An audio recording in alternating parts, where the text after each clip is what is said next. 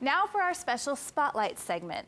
One of the biggest business successes in American history got its humble start in the Inland Empire, and today it's known worldwide. David Wiley traces Southern California origins of Mickey D's.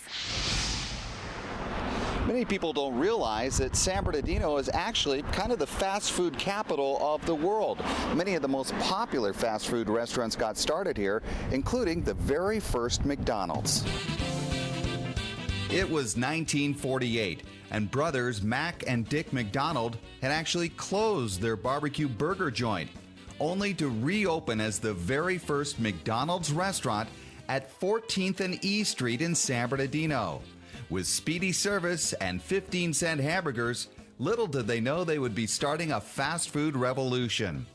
While Ray Kroc is often credited with much of McDonald's success, it was the McDonald's brothers who initially had the customers lined up to gobble down their tasty burgers and fries. Today, the original building is long gone, but the 1953 sign that launched an icon of American business remains at 14th and E, and with it, an unlikely story of a local businessman who's preserving McDonald's historic ties to San Bernardino. It was back in 1998 that the site was facing foreclosure when Albert Okura, the founder of the Juan Pollo rotisserie chicken restaurant chain, came to the rescue and purchased the building. Yeah, I read in the paper one day, it said the history for sale.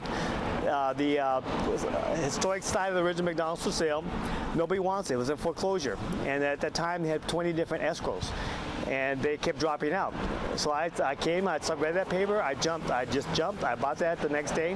And when I got out of escrow, what I did was I turned this into an actual McDonald's museum, an unofficial McDonald's museum. We have the only collection of pre-Ray Kroc McDonald's memorabilia that anyone has. And plenty of other McDonald's items that are sure to spark memories for both young and old alike. Okura does hope to further restore the historic McDonald's sign, complete with a new set of golden arches. The old ones were removed in a legal dispute between the McDonald's and Ray Kroc. In the meantime, the museum is located at 14th and E along Route 66 in San Bernardino. It is open daily from 10 to 5. Admission is free. As for Okura, he's hoping to replicate some of McDonald's success for himself. I mean, everyone that comes to visit the museum, everyone talks to me, they always are going to find out about Juan Pollo restaurants.